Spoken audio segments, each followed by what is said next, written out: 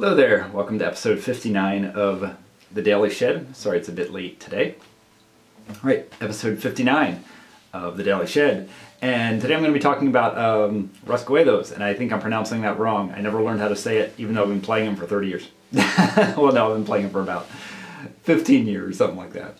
Anyway, it is the very distinct technique like this.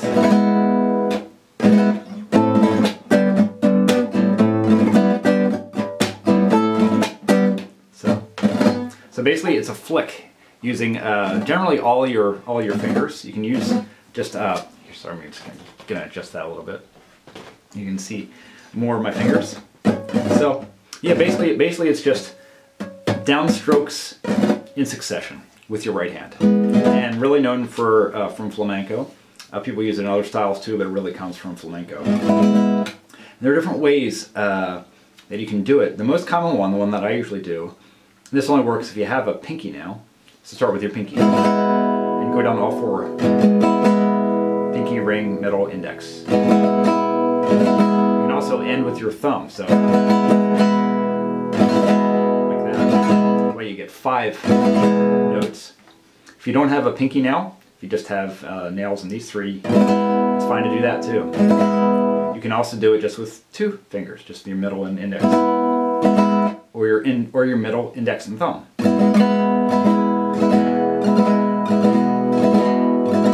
that. So really any combination, but the basic idea really is just doing these downstrokes with multiple fingers in succession. Okay. A good way to practice it, which I've mentioned before, is kind of flicking each finger in succession. Like that. The main thing to do is to practice really slowly and to get each finger working in a regular rhythm. So set your metronome really slow and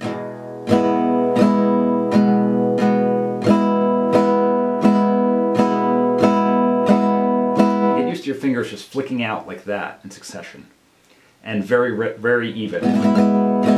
Because the main thing is you need equal power from each finger.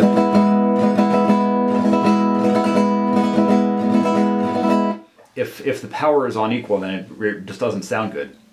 It just doesn't sound, it doesn't have that nice big flourish kind of feel. And you can use it just sort of, you know, at the end of the song. You know, just like that, maybe something like that, or you know, like that can be nice. Or as you're playing a song,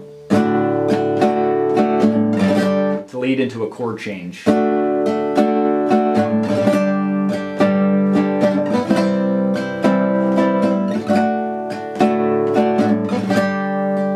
Wouldn't have to be every time, but it just adds a lot of interest and a really cool kind of flourish without your left hand having to do anything. It's just all in the right hand. If you get comfortable with it, it can really just add a lot of energy and excitement to it. So this is really just an introduction to it, but the main thing when you're practicing is just try to get your fingers used to this downstroke motion. And again, if you have a pinky nail, start with the pinky and go down the 4. If you don't have a pinky nail, do it 3 or just do it with 2. When you're doing your thumb, it's just a big downstroke, strumming through all the strings, going through all 6. When you're doing those, when you're doing the basic technique, you're not necessarily hitting the low E string. It can just be the bottom 3 strings or the bottom 4 strings. And finishing up with a thumb, finishing with your last finger. I hope this is useful to you. Please let me know any comments or questions. And as always, thank you so much for listening.